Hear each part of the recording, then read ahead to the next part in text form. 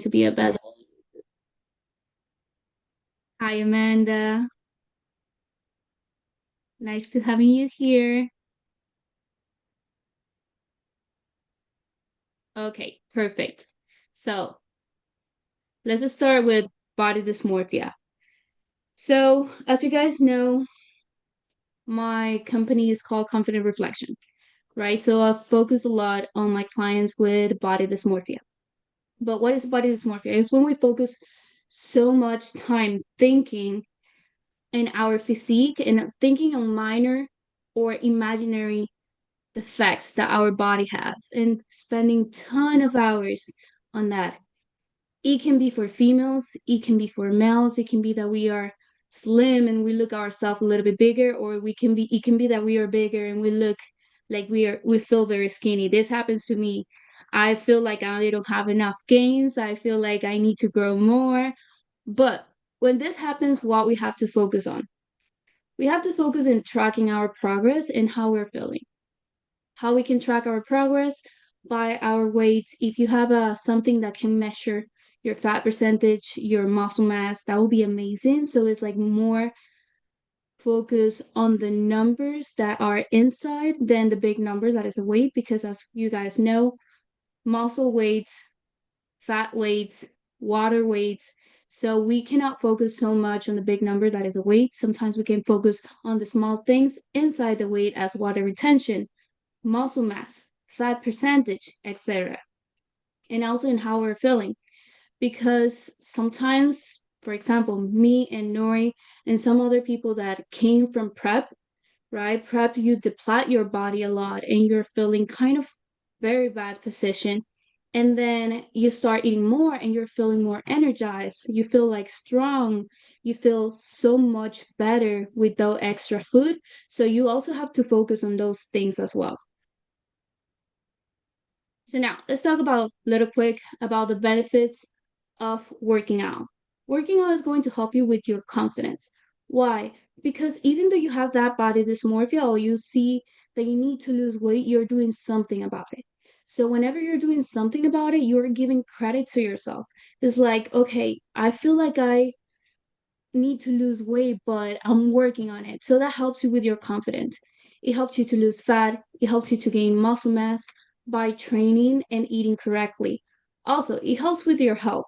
So whenever you're training, you're eating correctly, your immune system gets in a better position.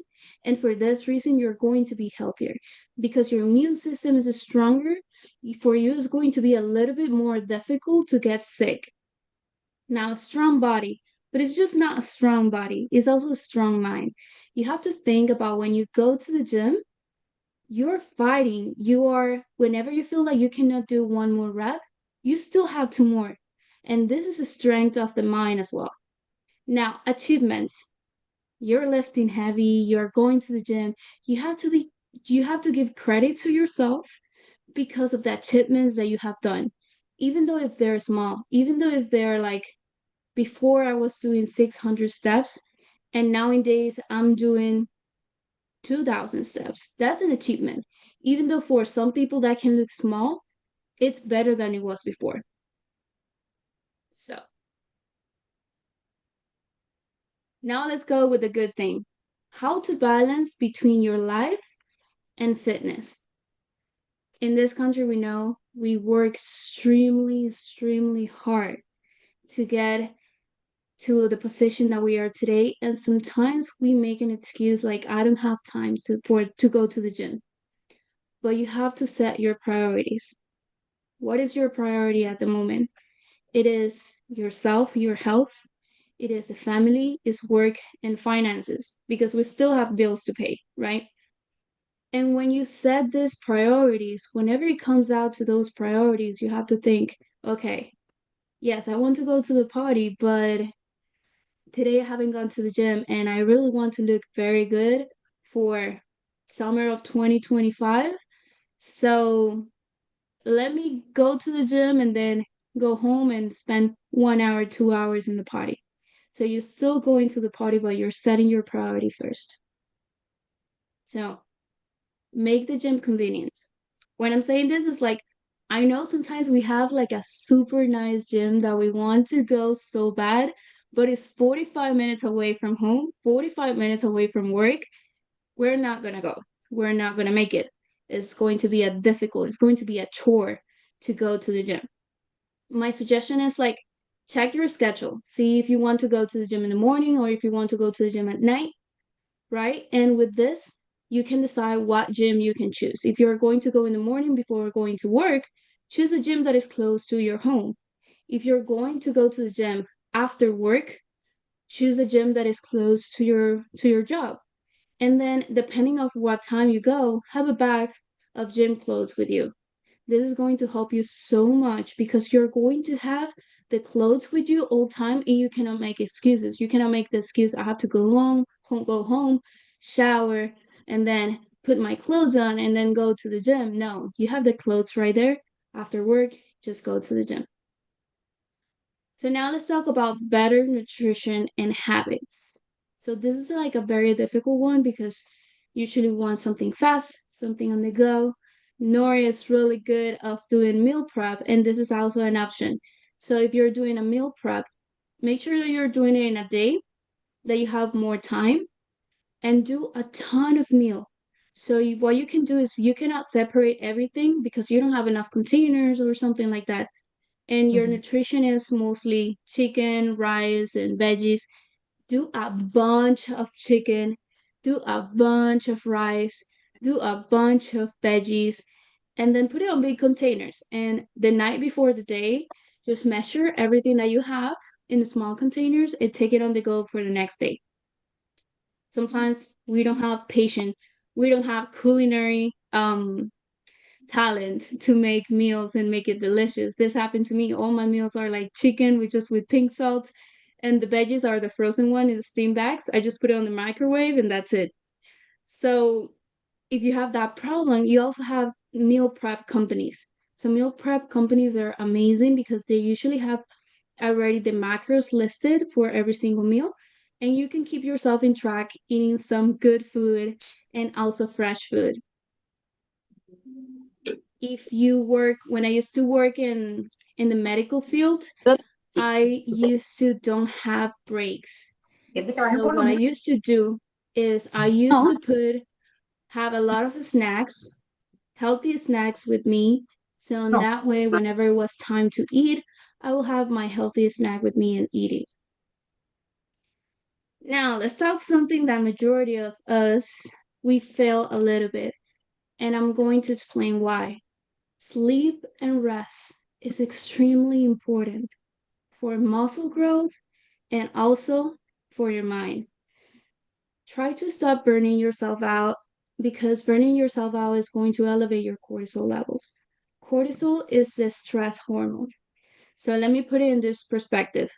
Whenever our stress hormone is high, our body is in a state of flight and fight mode.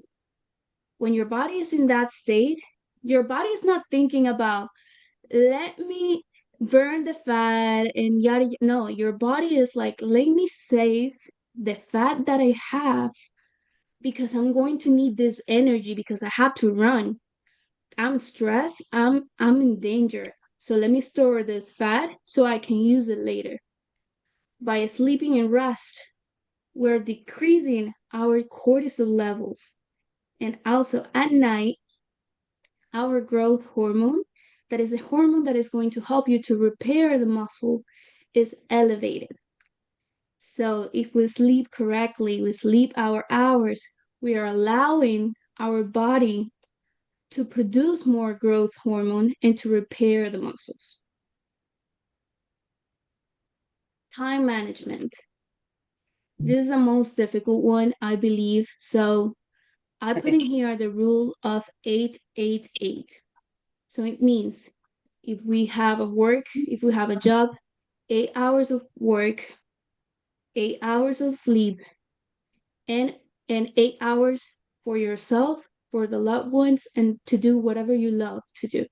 So in the last 8 hours is wherever you're going to feed the gym, the family, holidays, everything is going to be in those 8 hours. Now, last one, but it sounds like kind of stupid, is share your journey with others. Why this is so important?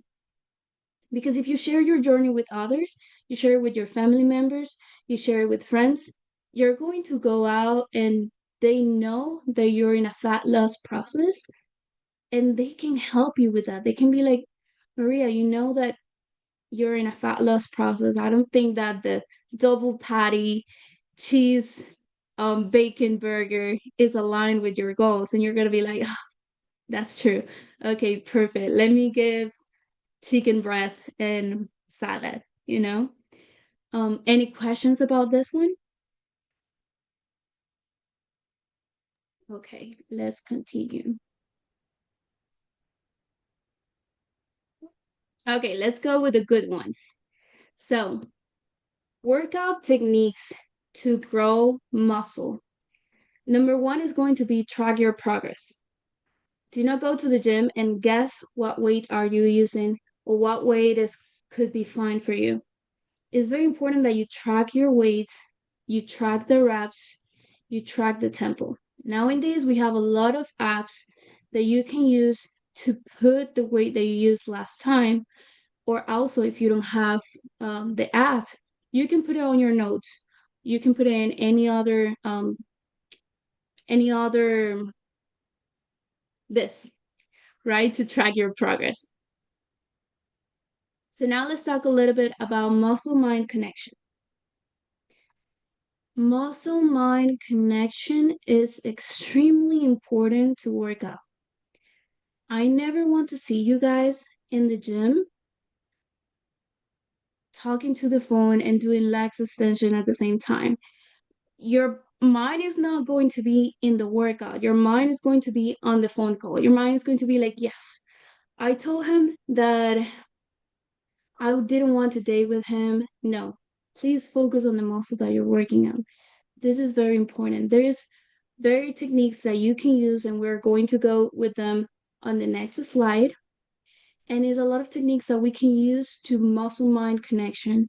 And this is very important because remember, the mind send the signals to the muscle, right? So we want to send the signals to the muscle that we're working on and break that muscle. So it's very important that you are aligned with your body. And if you don't feel the muscle that you're working on, it's nice to go back a little bit on the form and the technique and also touch that muscle, contract the muscle on purpose, and see if you can connect better with it. Now, muscle loves tension and motion. If you're contracting on purpose, you're connecting with your mind. The mind sends the signals to the muscle, allowing the muscle to break and grow. Now, in regards of the motion, if you're tracking your progress and you are doing the motion a little bit slower, you're creating more tension on that muscle.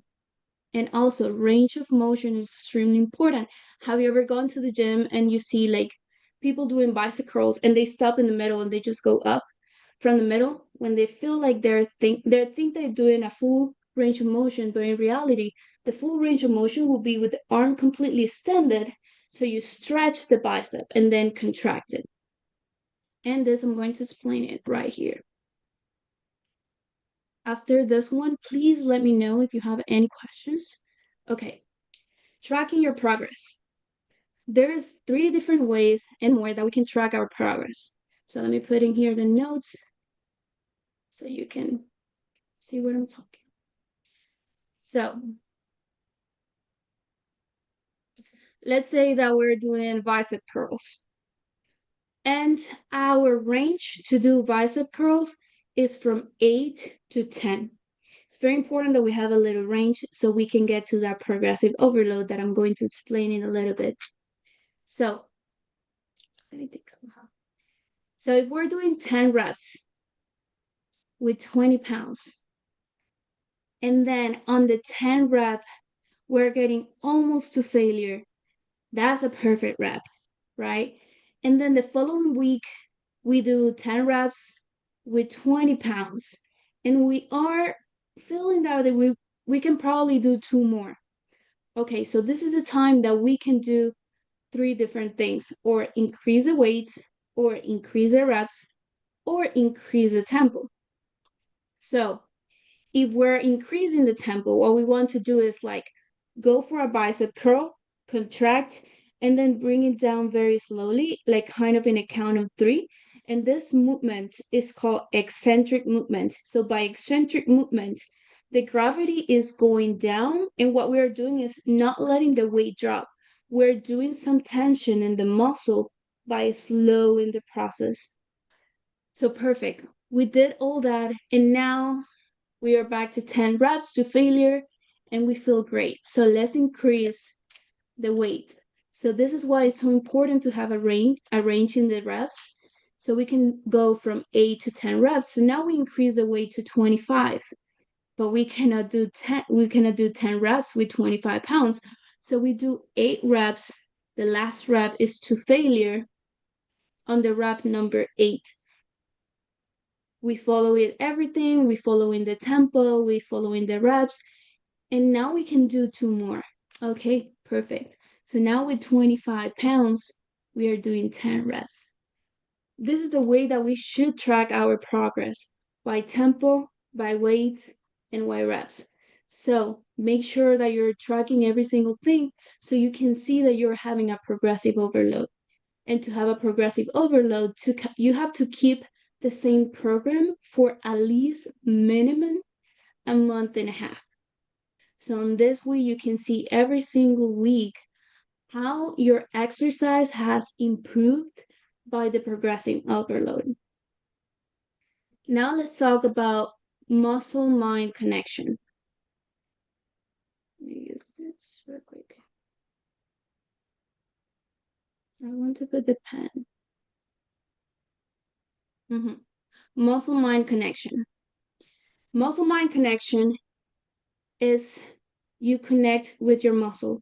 So, for example, in the hip thrust, I'm a very quad dominant person, so I don't feel it so much in my glutes. What do? I put my hands on the glutes and I feel the contraction, and that helps me to connect with the muscle.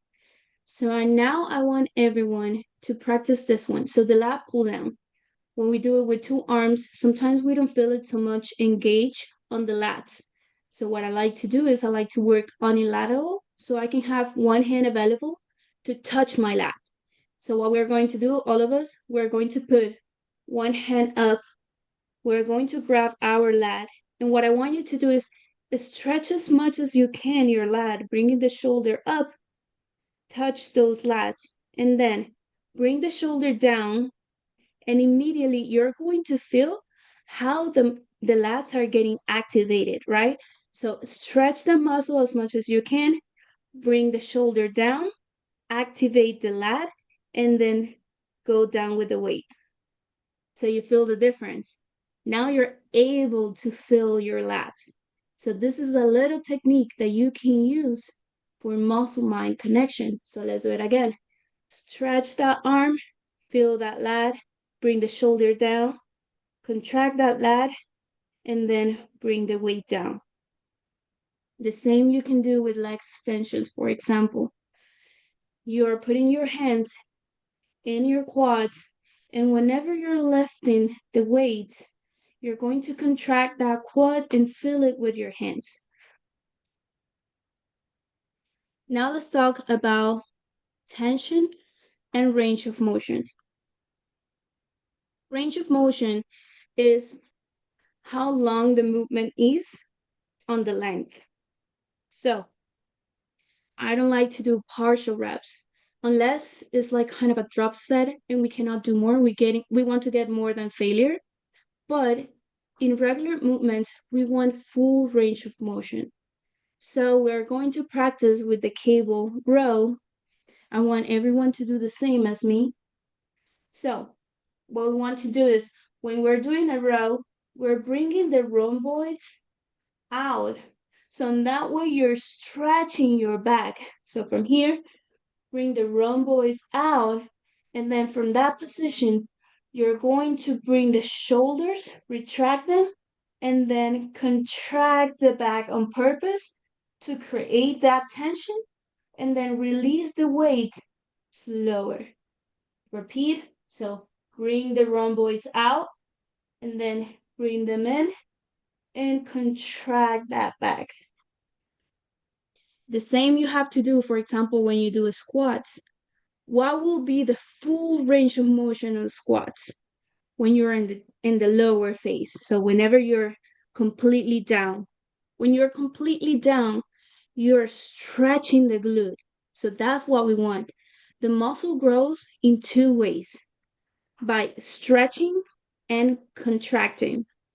If you involve both in the exercise, you're doing phenomenal. So whenever you're going to go for a squat, you want to go as deep as you want with a good form and good technique so your muscle can stretch. And when you're going up, you're using your legs to go up instead of the hip. How you do that? So whenever we're in a squat, sometimes when we're lifting, we elevate first the hips and then the body. No, whenever you're in the squat, you're going to put the pressure in your whole feet so you can elevate completely with your legs. Any questions or any specific exercise that you have problems with connecting with the muscles that you want to ask me? Any exercise that for you is difficult to know, difficult to connect with?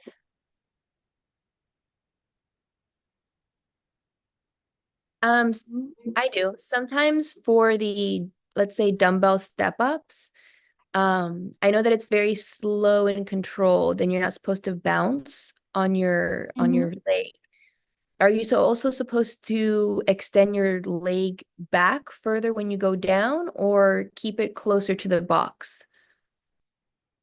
So, what you can do for that, number one, if you're doing it as specific for glutes, you Mhm. want to have a little higher stepper Okay. because, let me get it here, a little higher stepper.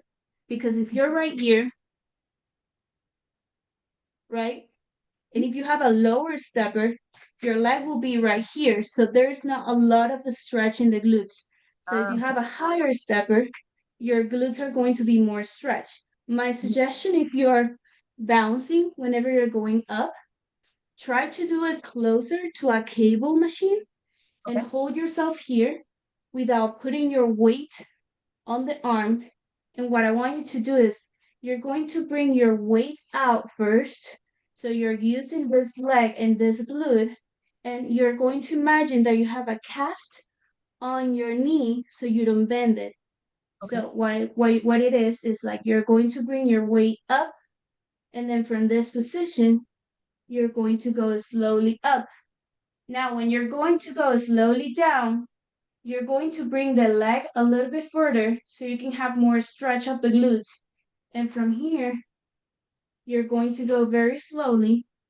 Imagine that you have a cast and get to the full range to stretch those glutes. Okay. That Perfect. answer the question?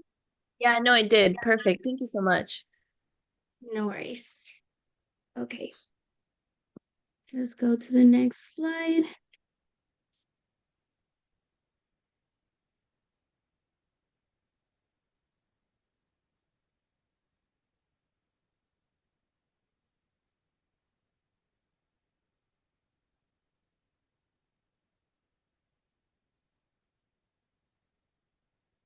Okay, I think it's not deleting the notes that I did. Let me try to delete them. Okay, it's not. Well, we have now blue circles everywhere, but we're going to continue. Okay, so now how to keep yourself accountable. Number one is please. Number one is put your schedule, put on your workouts on your schedule. The same that you do with meetings, the same that you do with appointments, the same that you do for work, do it for your workout. Number two will be set SMART goals. How is a SMART? Specific, measurable, attainable, realistic, with time. So this means that you're not just going to say, I want to lose weight. It means that you're going to be like, okay, I want to lose 5 pounds in 6 months for a deadline for a wedding. Okay?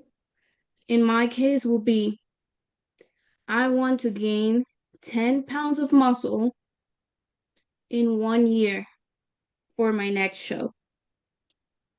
This is going to help you to have a realistic goal for a certain period of time with a deadline. Whenever we don't have a deadline, what we do is we procrastinate a little bit with that goal and we're like, okay, I will start next Monday. So if you have a deadline in your goal, this is going to help you to be more conscious about your goals and the decisions that you make.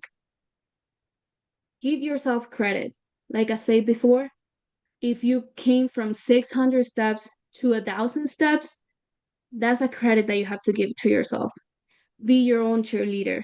This is going to help you to keep yourself motivated. Okay.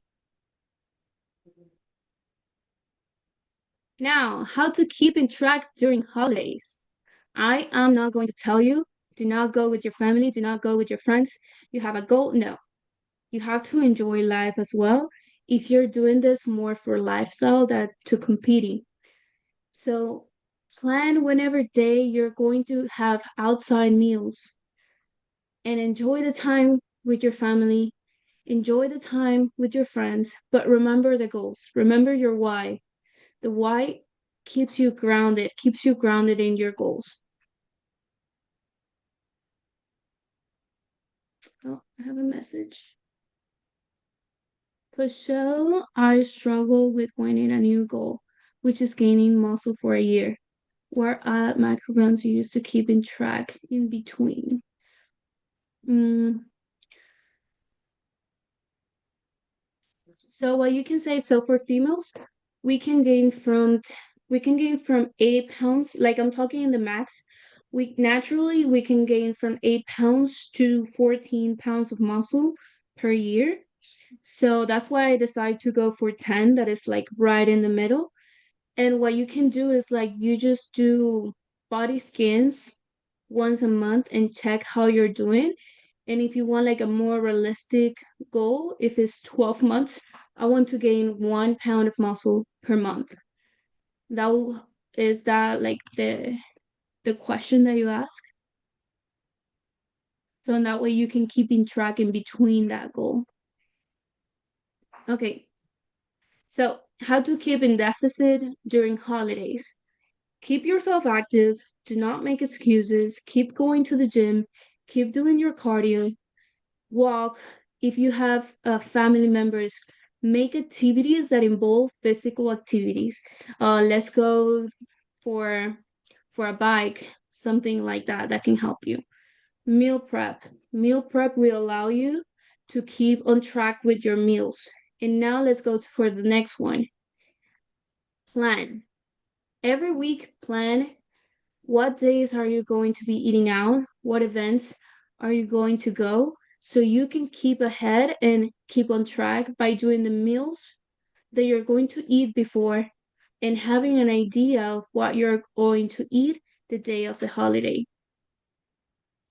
I'm running a little bit out of time. I put 30 minutes and now it's like kicking me out. Okay, how to keep in track during holidays. So, this is like the most effective way so you can keep on a deficit is if your regular week you eat 1,500 calories every single day, that gives in total 10,500 calories per week. Because what is the most important thing about being on a deficit or counting your macros is on the week. What is the total of the week? So in holidays, let's say that is on Sunday and we're going to go out on Sunday, have an idea of how much you want to eat that day in calories and then reduce those calories on the rest of the days. So I want to eat 2,400 calories. I want to go all in. on holidays. Okay, so I know that I have to reduce approximately 150 calories per day to have the same deficit at the end of the week. My suggestion is aim for protein, aim for high volume meals like big salads, big veggies. This is going to help you to keep yourself full and do not have like a binge day or binge meal in the end of the week, and be focused about your goals as well. So I want you to grab a pen really quick. We have 3 minutes, and you're going to organize your meals. So you're going to eat out on Sunday. On Sunday, I want to eat 3,000 calories, let's say. And my usual meals are, let's say, 1,600 calories. So a little trick that you can do is grab your calculator and 1,600 calories times 6. Let's do it right now. 1,600 calories times 6. I'm horrible at math, and this is not times 7. Is 11,200. So if I want to eat 3,000 calories, I want to make sure that I'm eating 11,200 calories per week. So what I'm going to do is 3,000 calories. No, 11,200 calories minus 3,000 calories is going to be 8,200 calories. Now that number, I'm going to divide it by 6. And for the other meals, I have to eat 1,366 calories approximately. So with that number, you're going to know what to eat those days. You're going to create your meal plan for those days and keep in deficit without restricting yourself so much because you're using a high volume ingredients. Do you guys have any questions about the nutrition? No. Okay, perfect. So thank you so much for coming. If you apply any of the exercise that I show you how to apply, the range of motion, the tempo, or the nutrition, if you want to post it and tag me so I can repost it. And thank you so much for coming today. This is my first seminar, and I was so excited to do it that I was like practicing for 2 hours before. You did good, Maria. Thank you. No worries. Perfect. Thank you, Amanda. Okay, so you guys know if anything, any questions, please send me a message and I will reply to you guys, okay? Bye. Have a good one. Bye.